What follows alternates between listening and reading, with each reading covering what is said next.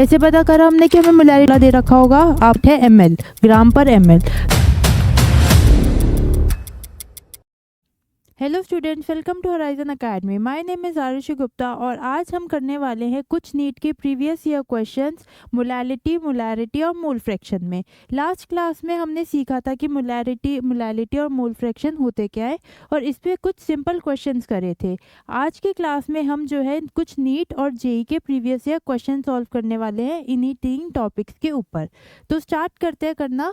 पहला क्वेश्चन कह रहा है कि इन 1 molar solution that contains 0.5 moles of solute there is dash ml या फिर ग्राम ऑफ सॉल्वेंट। तो ये बताओ कि इस क्वेश्चन में आपको क्या क्या गिवन दे रखा है। इस क्वेश्चन में हमको एक तो 1 मोलर सोल्यूशन दे रखा है।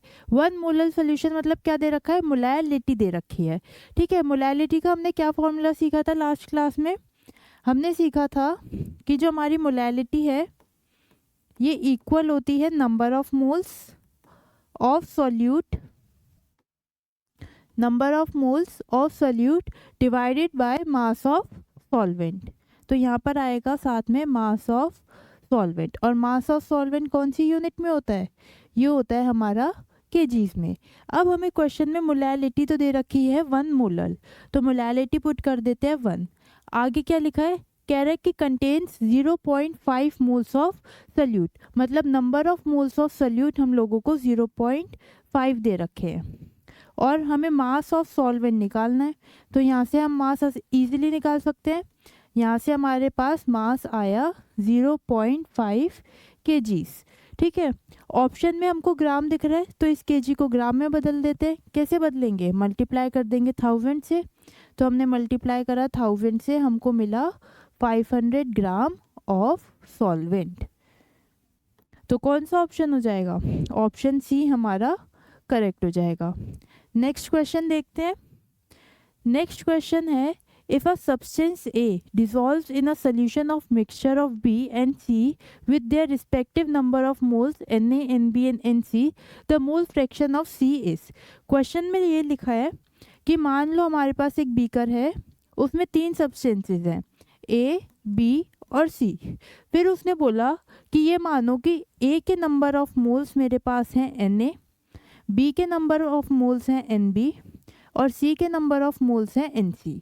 ठीक है, और फाइंड क्या करना है हमें? मोल फ्रैक्शन ऑफ सी। तो पूछा है कि मोल फ्रैक्शन ऑफ सी क्या होगा।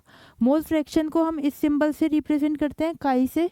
तो कह रहा है काई सी क्या होगा। हमने सीखा था कि मोल फ्रैक्शन इक्वल होता है नंबर ऑफ मोल्स अपॉन में टोटल मोल्स। तो mole fraction of C equal होगा moles of C upon total moles के। अब हमारे पास कितने मोल्स हैं सी के? Nc मोल्स हैं, तो यहाँ पे लिख देंगे Nc। और टोटल मोल्स कितने होंगे? इन तीनों मोल्स के सम को हम बोलेंगे टोटल मोल्स। तो यहाँ पे तीनों मोल्स के सम को लिख देंगे Na plus Nb plus Nc। ये हो जाएगा हमारा मोल फ्रैक्शन ऑफ सी। तो कौन सा ऑप्शन दिख रहा है हमको? ऑप्शन बी हमारा करेक्ट हो जाएगा। नेक्स्ट देखते हैं। नेक्स्ट कह रहे हैं the amount of sugar required to prepare 2 litre of 0.1 molar aqueous solution.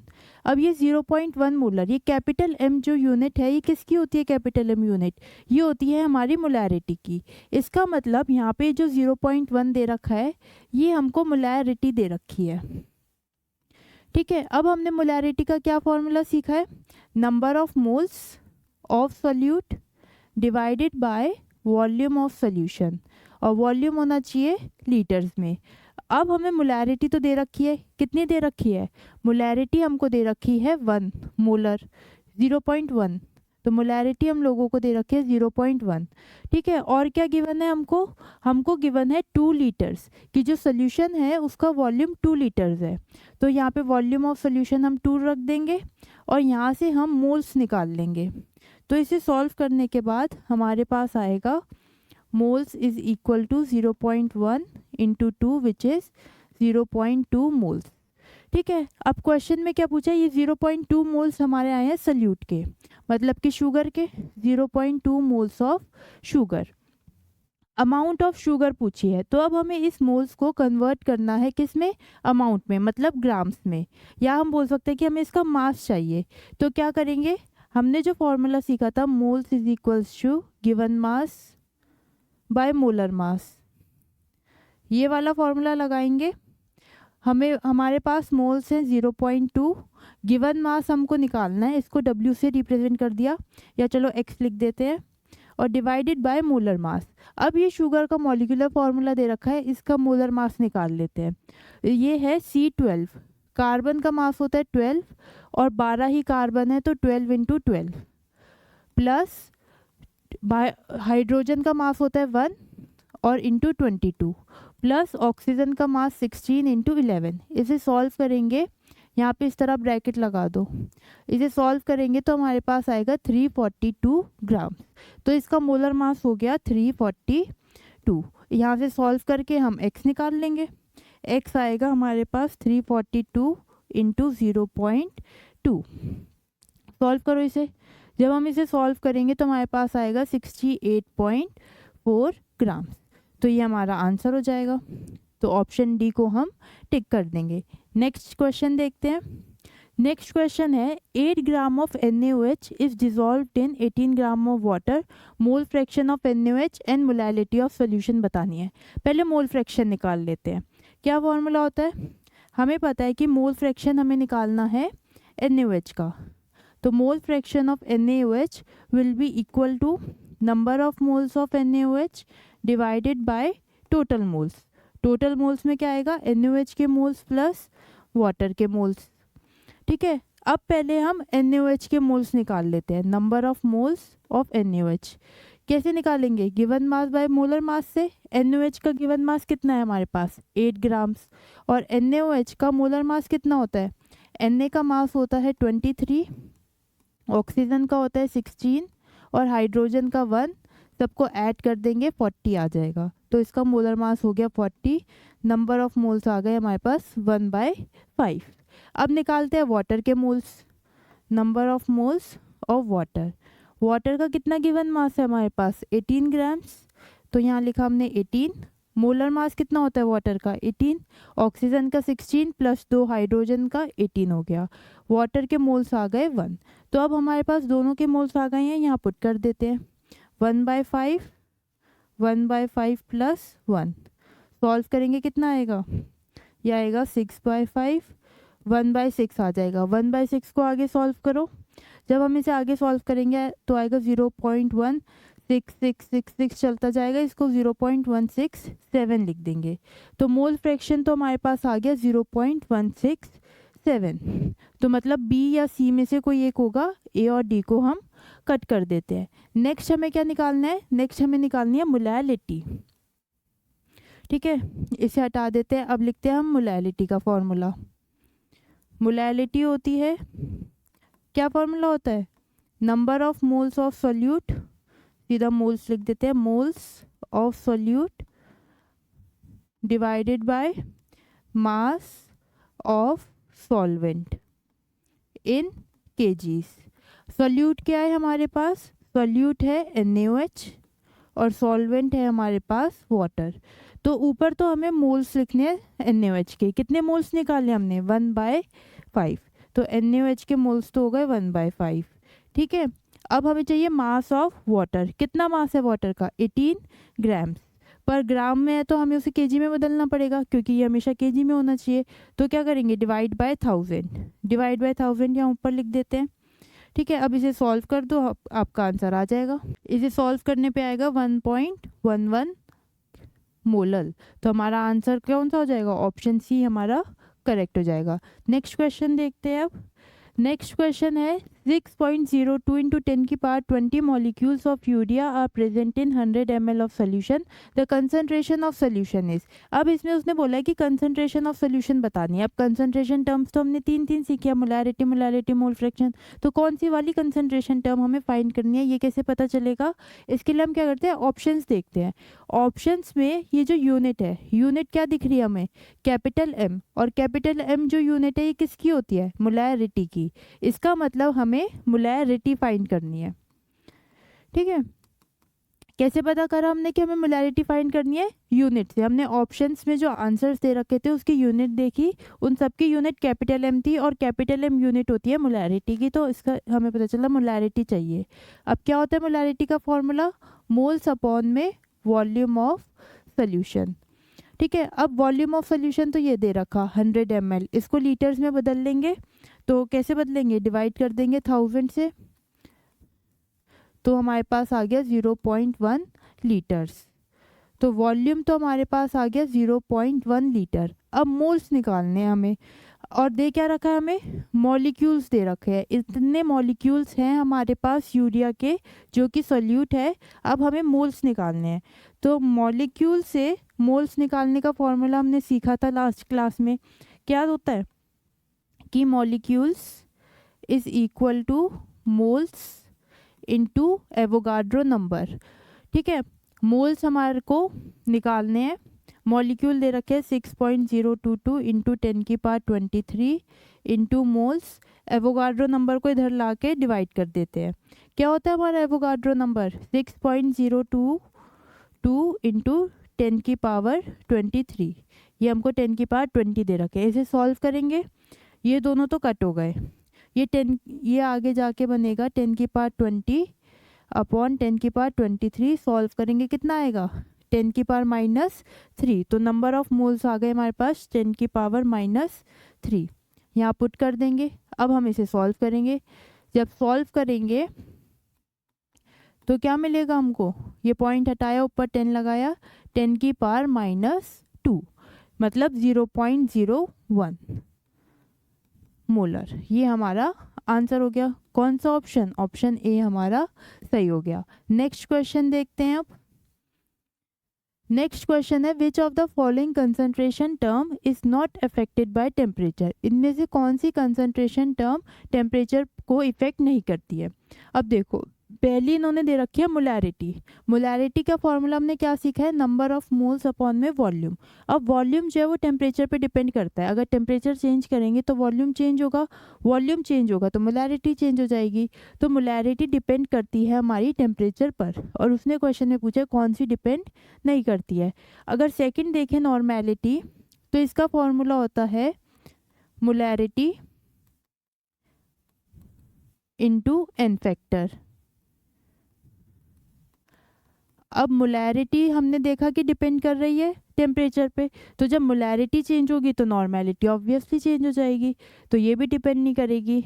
अगर लास्ट वाला देखें मास बाय वॉल्यूम, अब इसमें जो है वॉल्यूम आ रहा है और वॉल्यूम हमने क्या देखा है कि चेंज हो रहा है टेम्परेचर के साथ, तो ये भी टेम्परेचर के साथ चेंज हो जाएगा। मोल फ्रैक्शन में क्या आता है फॉर्मूले में? सिर्फ नंबर ऑफ मोल्स, और नंबर ऑफ मोल्स टेम्परेचर पे डिपेंड नहीं करते हैं, वो टेम्परेचर के साथ चेंज नहीं होते हैं। तो मोल फ्रैक्शन एक ऐसी क्वांटिटी है जो टेम्परेचर पे डिपेंड नहीं करती है। तो हमें बस इतना देखना है कि क्या जो हमारा कंसंट्रेशन टर्म दे रखी है उसके फॉर्मूले में कहीं पर भी वॉल्यूम आ रहा है। अगर वॉल्यूम आ रहा है तो मतलब वो चेंज हो जाएगा टेम्परेचर के साथ वॉल्यूम, और वो कंसंट्रेशन टर्म जो है टेम्परेचर पे डिपेंड करती है। अगर फॉर्मूले में कहीं पे भी वॉल्यूम नहीं आ रहा, इसका मतलब वो इंडिपेंडेंट है टेम्परेचर से। टेम्परेचर चेंज करेंगे तो वो चेंज नहीं होगी। नेक्स्ट क्वेश्चन देखते हैं। नेक्स्ट क्वेश्चन है molarity of a solution does not depend on temperature whereas molarity does. अब फिर से टेम्परेचर का क्वेश्चन आ गया। मोलैरिटी का क्या फॉर्मूला होता है? मोल्स अपॉन में वॉल्यूम। वॉल्यूम आ रहा है तो मतलब टेम्परेचर पे डिपेंड करेगी, और इन्होंने क्या लिखा है? मोलैरिटी डज नॉट डिपेंड, मतलब कि गलत हो गई ये स्टेटमेंट। असर्शन तो गलत हो गया क्योंकि मोलैरिटी डिपेंड करती है टेम्परेचर पे। जबकि अगर हम मोलैरिटी की बात करें तो इसका फॉर्मूला क्या होता है? मोल्स अपॉन में मास। कहीं पर भी वॉल्यूम आया? नहीं आया, तो इसका मतलब ये टेम्परेचर पे डिपेंड नहीं करेगी, तो असर्शन हमारा गलत है। सेकंड क्या कह रहा है? Molarity and molality both depend only on the number of solute particles. ये बात एकदम सही है कि दोनों में नंबर ऑफ सोल्यूट पार्टिकल्स पे डिपेंड करती है। तो ए करेक्ट, ए फॉल्स है, आर करेक्ट है। ऐसा कौन सा ऑप्शन दिख रहा है? अब देखो यहाँ पे लिखा है कि molarity and molality both depend only on, ये ओनली वर्ड पे आपको ध्यान देना है। ओनली का मतलब कि क्या सिर्फ और सिर्फ नंबर ऑफ मोल्स पे डिपेंड कर रही है? नहीं। मोलैरिटी का क्या फॉर्मूला सीखा है हमने? नेक्स्ट पेज पे देखते हैं। मोलैरिटी होती है मोल्स अपॉन में वॉल्यूम। तो जो हमारी मोलैरिटी है वो मोल पे भी डिपेंड कर रही है और वॉल्यूम पे भी। और अगर हम बात करें मोलैरिटी की तो इसका फॉर्मूला होता है मोल्स अपॉन में मास। तो ये मोल पे भी डिपेंड कर रहा है और मास पे भी डिपेंड कर रहा है। उसने रीज़न में ये लिखा है only on the number of moles. तो ये स्टेटमेंट भी गलत है, असर्शन और रीज़न दोनों गलत है। तो ऑप्शन डी हमारा करेक्ट हो जाएगा। Both assertion and reasons are not true. Next question देखते हैं अब। फिर से यही है, which of the following is dependent on temperature. अब ये बताना है कि कौन सा डिपेंड करेगा टेम्परेचर पे। कौन करता है टेम्परेचर पे डिपेंड? जिसके फॉर्मूले में वॉल्यूम दिख जाएगा हमें। तो क्या मोलैरिटी के फॉर्मूले में वॉल्यूम आता है? नहीं आता, कट कर देते हैं। मोलैरिटी में आता है? आता है। तो ये टेम्परेचर पे डिपेंड करती है। मोल फ्रैक्शन नहीं करेगा, वेट परसेंटेज नहीं करेगा। तो खाली मोलैरिटी है जो डिपेंड करेगी टेम्परेचर पे इन चार ऑप्शंस में से। नेक्स्ट देखते हैं, the molarity of an aqueous solution containing 5.85 gram of NaCl in 500 ml of water is. अब आपको मोलैरिटी बतानी है। बहुत सिंपल क्वेश्चन है, सब कुछ दे रखा है। मोलैरिटी हमको पता है क्या होती है, मोल्स अपॉन में वॉल्यूम। पहले मोल्स निकाल लेते हैं। मोल्स कैसे निकालेंगे? Given mass by molar mass. Given mass हमको दे रखा है 5.85 ग्राम्स ऑफ NaCl। तो 5.85 ग्राम्स। मोलर मास कितना होगा NaCl का? Na के लिए होता है कितना?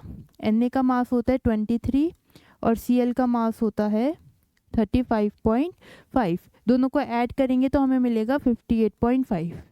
यहाँ पे 58.5। इसे सॉल्व करो। जब हम इसे सॉल्व करेंगे तो हमारे पास आएगा 0.1 मोल्स। तो मोल्स हमारे पास आ गए 0.1। वॉल्यूम कितना दे रखा है? 500 ml। हमें इसको लीटर में कन्वर्ट करना पड़ेगा। कैसे करेंगे लीटर में कन्वर्ट? डिवाइड बाय 1000 करके सॉल्व करेंगे, कितना आएगा? 0.5। तो 0.5 सॉल्व करा 1/5 मतलब 0.2। तो हमारी मोलैरिटी हो गई 0.2 मोलर। कौन सा ऑप्शन सही है? Option B. नेक्स्ट क्वेश्चन देखते हैं। इन पे ऐसी सिंपल क्वेश्चंस आते हैं। मोलैरिटी का फॉर्मूला दे रखा होगा आपको, दो चीज़ें दे रखी होगी और कोई भी एक चीज़ फाइंड करनी होगी। नेक्स्ट देखते हैं, calculate the molarity of solution containing 3 gram of glucose dissolved in 30 gram of water. Simple question है। मोलैरिटी का फॉर्मूला बताओ मुझे फटाफट। मोल्स अपॉन में मास। ठीक है, मोल्स निकालते हैं पहले। कैसे निकालेंगे moles? Given mass by molar mass करके। गिवन मास कितना दे रखा है? 3 ग्राम दे रखा है ग्लूकोज, और मोलर मास उन्होंने ग्लूकोज का 180 दे रखा है। नहीं दे रखा होता तो हम कैलकुलेट कर लेते। ठीक है, सॉल्व करेंगे, कितना आएगा? 1/60। इसको अभी ऐसे ही छोड़ देते हैं, आगे सॉल्व नहीं करते हैं। फिर हम देखते हैं मास। मास कितना दे रखा है हमको? मास दे रखा है 30 ग्राम। केजी में कन्वर्ट करना पड़ेगा, कितना आएगा? 3/100। ये आ गया। अब इसे सॉल्व कर देते हैं। मोल्स दे रखा है 1/60, मास आया हमारे पास 3/100। इसको आगे सॉल्व करेंगे, 1/60 इंटू 100/3। सॉल्व करो, इसे सॉल्व करेंगे 0.55। और यूनिट क्या रहेगी? हम फाइंड कर रहे हैं क्या? मोलैरिटी, और मोलैरिटी की यूनिट होती है स्मॉल m। तो 0.55 m। कौन सा ऑप्शन सही हो जाएगा? ऑप्शन बी हमारा करेक्ट हो जाएगा। नेक्स्ट क्वेश्चन देखते हैं अब। नेक्स्ट क्वेश्चन है, the quantity which change with temperature is. फिर से आ गया कि टेम्परेचर डिपेंडेंट क्वांटिटी कौन सी है। तो जिस भी क्वांटिटी के फॉर्मूले में वॉल्यूम दिखेगा वो हमारी टेम्परेचर डिपेंडेंट होगी। पहली मोलैरिटी आता है इसके फॉर्मूले में वॉल्यूम, तो मोलैरिटी ही ठीक हो गया। बाकी इन तीनों के ही फॉर्मूले में आपको कहीं पर भी वॉल्यूम नहीं दिखेगा, इसका मतलब ये टेम्परेचर पे डिपेंड नहीं करती हैं। नेक्स्ट क्वेश्चन देखते हैं। Molarity of 3 molar aqueous solution of NaCl is, density of the solution is this. अब इस क्वेश्चन को थोड़ा ध्यान से देखो, इसको लिख लो इम्पॉर्टेंट। अब इस क्वेश्चन में देखो क्या गिवन है हमको, 3m दे रखा है। 3m मतलब क्या दे रखा है? कैपिटल M किसकी यूनिट होती है? मोलैरिटी की। इसका मतलब हम लोगों को मोलैरिटी गिवन है। कितनी गिवन है मोलैरिटी? हम लोगों को मोलैरिटी गिवन है 3 मोलर। और फाइंड क्या करना है हमको? फाइंड करना है हमें मोलैरिटी ऑफ NaCl। फाइंड करना है हमें मोलैलिटी, ठीक है। और उसके अलावा हमें क्या गिवन है क्वेश्चन में, उसके अलावा इन लोगों ने हमको डेंसिटी दे रखी है। तो अब मोलैरिटी और मोलैलिटी के बीच में जो रिलेशन होता है उससे देखते हैं। देखो पहले तो मुझे बताओ मोलैरिटी का क्या फॉर्मूला होता है। मोलैरिटी का फॉर्मूला होता है number of moles of solute upon में वॉल्यूम ऑफ सॉल्यूशन, ठीक है। और मोलैलिटी का क्या फॉर्मूला होता है, मोलैलिटी का होता है मोल्स अपॉन में मास ऑफ सॉल्वेंट, ठीक है। अब क्वेश्चन में उसने दे रखा है कि मोलैरिटी हमारे पास 3 मोलर है, तो इस बात का ये मतलब हुआ कि हमारे पास 3 मोल्स ऑफ सॉल्यूट, जो भी हमारा सॉल्यूट है, क्या सॉल्यूट दे रखा है हमें, NaCl। तो 3 moles of NaCl is present in 1 litre of solution. 1 litre solution में 3 मोल्स प्रेजेंट है NaCl के, ठीक है। तो यहाँ से हमको नंबर ऑफ मोल्स मिल गए सोल्यूट के। यहाँ पे हमें मोल्स ऑफ सोल्यूट चाहिए थे मोलैरिटी निकालने के लिए, तो वो तो हमको मिल गए 3। अब हमको मास ऑफ सॉल्वेंट चाहिए, उसके लिए हम मदद लेंगे डेंसिटी की। डेंसिटी का क्या फॉर्मूला होता है, डेंसिटी हमारी होती है मास अपॉन वॉल्यूम। अब हम लोगों को डेंसिटी दे रखी है, कितनी डेंसिटी है हमारे पास, डेंसिटी दे रखी है 1.25। तो हमने लिखी डेंसिटी 1.25 ग्राम पर ml। पर ml को ml इनवर्स लिख देते हैं। मास ऑफ सॉल्यूशन हमको निकालना है और वॉल्यूम ऑफ सॉल्यूशन हमने कितना अज्यूम करा है, 1 लीटर ऑफ सॉल्यूशन, 1 लीटर, ठीक है। अब यहाँ पे क्योंकि ml में लिखा हुआ है, हमारी डेंसिटी की यूनिट है ml, ग्राम पर ml, तो ये वाला वॉल्यूम हमको ml में लेना पड़ेगा। तो 1 लीटर मतलब 1000 ml। तो यहाँ से हमारे पास मास ऑफ सॉल्यूशन कितना आया, यहाँ से हमारे पास मास ऑफ सॉल्यूशन आया 1250 ग्राम, ठीक है। इतना मिल गया हमको मास ऑफ सॉल्यूशन तक हम पहुँच गए। अब हमको यहाँ पर चाहिए मास ऑफ सॉल्वेंट, पर हमने जो निकाला है वो है मास ऑफ सॉल्यूशन। अब सॉल्यूशन जो है वो मिलके बनता है सॉल्वेंट प्लस सॉल्यूट से। हमारे पास सॉल्यूशन का मास तो है कितना 1250, सॉल्वेंट का मास हमको चाहिए। अब अगर हमें सॉल्यूट का मास भी मिल जाए कहीं से तो हम आराम से निकाल सकते हैं सॉल्वेंट का मास। सॉल्यूट क्या है हमारे पास, सॉल्यूट है हमारे पास NaCl, और NaCl कितना प्रेजेंट है, इसके 3 मोल्स प्रेजेंट है। तो हम 3 मोल्स को आराम से जो है मास में कन्वर्ट कर सकते हैं। कैसे, 3 को मल्टीप्लाई कर देंगे NaCl के मोलर मास से। 3 इंटू NaCl का मोलर मास है 58.5। इसे सॉल्व करो और बताओ क्या आएगा। इसे सॉल्व करने पे आएगा 175.5 ग्राम। ये हमारे पास आ गया मास ऑफ सॉल्यूट, ठीक है। मास ऑफ सॉल्यूट आ गया 175.5। यहाँ पुट कर देते हैं 175.5। सॉल्व करके हम मास ऑफ सॉल्वेंट निकाल सकते हैं। मास ऑफ सॉल्वेंट कितना हो जाएगा, 1250 माइनस 175.5, बताओ कितना आएगा। इसे सॉल्व करने पे आएगा 1074.5 ग्राम। अब हमारे पास मास ऑफ सॉल्वेंट भी आ गया, तो हम इसको अपनी मोलैलिटी के फॉर्मूले में पुट कर देते हैं। यहाँ पे ये मोलैलिटी निकालनी है, number of moles of solute है 3 मोल्स, और मास ऑफ सॉल्वेंट हमने निकाला 1074.5 ग्राम। अब ग्राम में है तो केजी में बदलना पड़ेगा।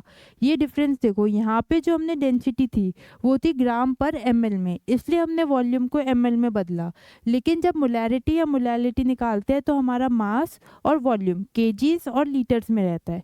तो अब यहाँ पे ये मास है ग्राम में, तो इसे बदलेंगे केजी में। कैसे, डिवाइड बाय 1000 करके। सॉल्व करो इसे, 1074.5 यहाँ पे ऊपर 1000। इसे सॉल्व करके बताओ क्या आएगा। इसे सॉल्व करने पे आ जाएगा हमारे पास 2.79 अप्रॉक्सीमेटली। तो ये हो गई हमारी मोलैलिटी। तो इस तरह से अगर हमें मोलैरिटी दे रखी हो तो उससे हम मोलैलिटी निकाल सकते हैं। तो 2.79 कौन सा ऑप्शन होगा, ऑप्शन बी हमारा करेक्ट हो जाएगा। नेक्स्ट क्वेश्चन देखते हैं। नेक्स्ट क्वेश्चन है, a solution is prepared by adding 2 gram of x of 1 mole of water, percentage of x in the solution is. ठीक है, मास परसेंटेज का क्या फॉर्मूला सीखा हमने, मास परसेंटेज होती है, सपोज मुझे एक्स का मास परसेंटेज निकालना है तो इसका फॉर्मूला होगा mass of x upon total mass into 100। ठीक है, एक्स का कितना मास दे रखा है हमको 2 ग्राम्स, तो यहाँ लिख देंगे 2। टोटल मास, अब हमारे सोल्यूशन में क्या क्या प्रेजेंट है, एक तो एक्स कोई सब्सटेंस है वो प्रेजेंट है और साथ में वाटर प्रेजेंट है। एक्स कितना है हमारे पास 2 ग्राम्स और वाटर कितना है, वाटर उसने बोला है 1 मोल है। अब 1 मोल वाटर का मास कितना होगा, उसके मोलर मास के बराबर, मतलब 18। तो 2 + 18 विल बी 20। तो टोटल मास हो गया हमारे पास 20 मल्टीप्लाई बाय 100, सॉल्व करेंगे 10% आ जाएगा। तो 10% आंसर हो जाएगा, ऑप्शन डी करेक्ट हो जाएगा, ऑप्शन डी। नेक्स्ट क्वेश्चन देखते हैं। नेक्स्ट क्वेश्चन है 5 ml of glucose solution contains इतने molecules, the concentration of solution is. ऐसा सा सिमिलर क्वेश्चन अभी हमने करा। एक तो कंसंट्रेशन दे रखी है, तो क्या कौन सी कंसंट्रेशन टर्म फाइंड करनी है, ये कैसे पता चलेगा, ऑप्शंस देखते हैं। यहाँ पे हमको कैपिटल एम दिख रहा है और ये यूनिट होती है मोलैरिटी की, इसका मतलब हमें मोलैरिटी फाइंड करनी है। क्या फॉर्मूला है मोलैरिटी का, molarity is equal two moles upon में वॉल्यूम इन लीटर्स। ठीक है, अब मोल्स निकालने हैं और इन लोगों ने हमको मॉलिक्यूल्स दे रखे हैं, इतने मॉलिक्यूल्स है। तो क्या फॉर्मूला सीखा हमने, मॉलिक्यूल इक्वल होते हैं मोल्स इनटू Na के। तो यहाँ से हम मोल्स निकाल सकते हैं, molecules divided by Avogadro number. Molecule हमारे पास है 6.02 इंटू 10⁻22 डिवाइड करा एवोगाड्रो नंबर से। जब हम इसे सॉल्व करेंगे तो हमारे पास आ जाएगा 10⁻⁻1 मतलब 0.1। तो नंबर ऑफ मोल्स हो गए हमारे पास 0.1। ठीक है, वॉल्यूम ऑफ सोल्यूशन कितना दे रखा है, वॉल्यूम दे रखा है हमें 500 ml, डिवाइड कर देंगे 1000 से ताकि हम उसे लीटर में कन्वर्ट कर सके। कितना आ जाएगा ये 0.1 इंटू 2 विच इज़ 0.2। तो 0.2 मतलब ऑप्शन सी हमारा करेक्ट हो जाएगा। ठीक है, नेक्स्ट क्वेश्चन देखते हैं। नेक्स्ट क्वेश्चन है what would be the molality of 20% mass by mass aqueous solution of KI। अब इसमें ये जो 20% मास बाय मास लिखा है इसका क्या मतलब है, इसका मतलब है जब भी आपको कहीं पे इतना परसेंटेज मास बाय मास दे रखा हो तो 20 ग्राम्स ऑफ सॉल्यूट, जो भी सॉल्यूट है, क्या है हमारा सॉल्यूट KI, तो मतलब 20 gram of KI is present in 100 gram of solution। 20 gram of KI present है 100 ग्राम ऑफ सोल्यूशन में। ये इस लाइन का मतलब हुआ जो लिखा हुआ है 20% मास बाय मास। ठीक है, इसका मतलब ये 20 ग्राम हमारे पास गिवन मास हो गया, WB हो गया, और ये हमारे पास आ गया मास ऑफ सोल्यूशन। फाइंड क्या करना है हमको, मोलैलिटी। मोलैलिटी क्या होती है, नंबर ऑफ मोल्स, सीधा मोल्स लिख देते हैं, अपॉन मास ऑफ सॉल्वेंट। अब पहले मोल्स निकाल लेते हैं। मोल्स होता है given mass by molar mass. Moles हमारे पास होगा गिवन मास बाय मोलर मास। 20 ग्राम हमने KI माना था, गिवन मास हो गया 20, और KI का मोलर मास इन लोगों ने हमें दे रखा है कितना 166। तो ये तो हो गए हमारे पास मोल्स। और क्या निकालना है हमको, और हमको चाहिए मास ऑफ सॉल्वेंट।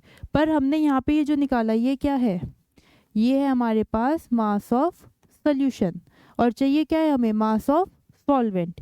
कैसे करेंगे, हमको पता है कि मास ऑफ सोल्यूशन इक्वल होता है मास of solvent plus mass of solute के।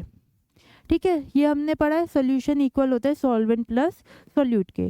सोल्यूशन का मास है 100, सॉल्वेंट का मास हम लोगों को निकालना है, और सॉल्यूट का मास कितना होगा, ये रहा 20 ग्राम।